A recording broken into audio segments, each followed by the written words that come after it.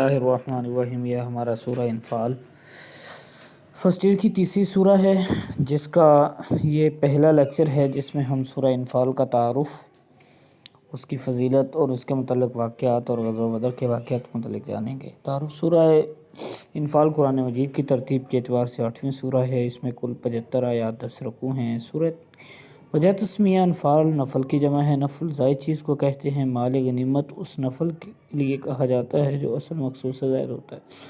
جہاد سے مقصود تو آخرت کا اجر اور اللہ کی رضا، مال کامل جانا اللہ تعالیٰ کا فضل اور عطیہ ہے، اس لیے مال غنیمت کو انفال کہا جاتا ہے۔ اس صورت میں مال غنیمت کی تقسیم کے احکام نازل ہوئے، اسی مناسبت سے سورہ کا نام سورہ انفال ہے۔ زمانہ نزول: سورہ انفال تقریباً 2 ہجری میں غزوہ بدر کے بعد نازل ہوئی۔ اس کے اکثر مضامین غزوہ جنگ بدر اور اس کے واقعات اور مسائل سے متعلق ہیں۔ یہ اسلام اور کفر کی پہلی جنگ ہے، اسی لیے اللہ تعالیٰ نے مسلمانوں کو اس میں فتح مبین عطا فرمائی۔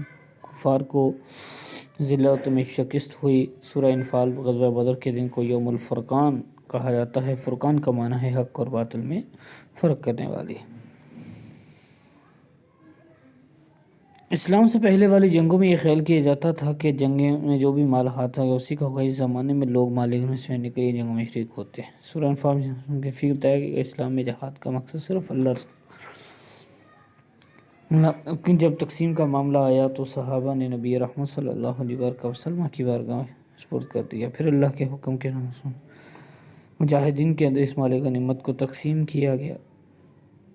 اگر ہم اس کی بات کرتے ہیں تو اس میں غزوہ بدر کے واقعات اور اس کو باقاعدہ سمجھ اس جنگ کے بارے میں ان کا جاننا ضروری ہے۔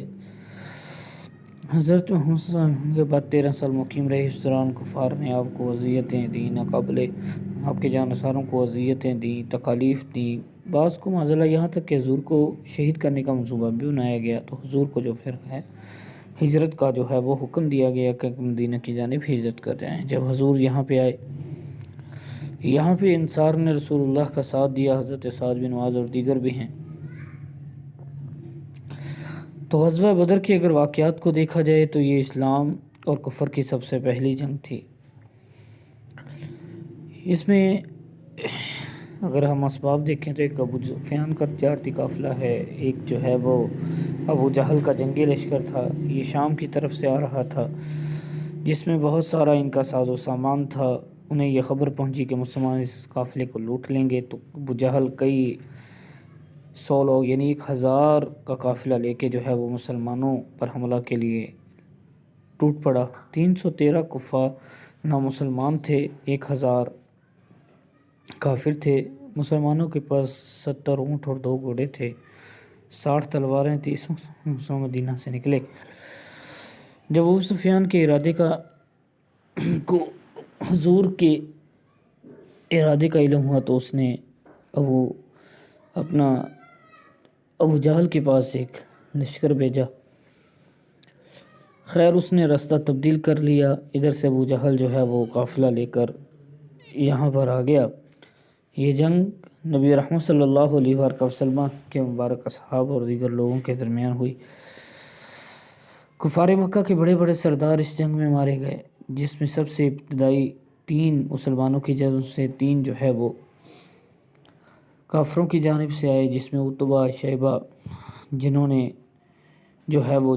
حضرت مولا علی، حضرت امیر حمزہ اور دیگر اصحاب نے جو ہے وہ بالترتیب واصل جہنم کیا۔ پھر ایک جنگ ہوئی جس میں حضرت معاذ و معوذ نے ابو جہل کو واصل جہنم کیا۔ 70 کافر مارے گئے، 70 پکڑے گئے۔ تو اس جنگ میں مسلمان جو ہے وہ فتح یاب ہوئے۔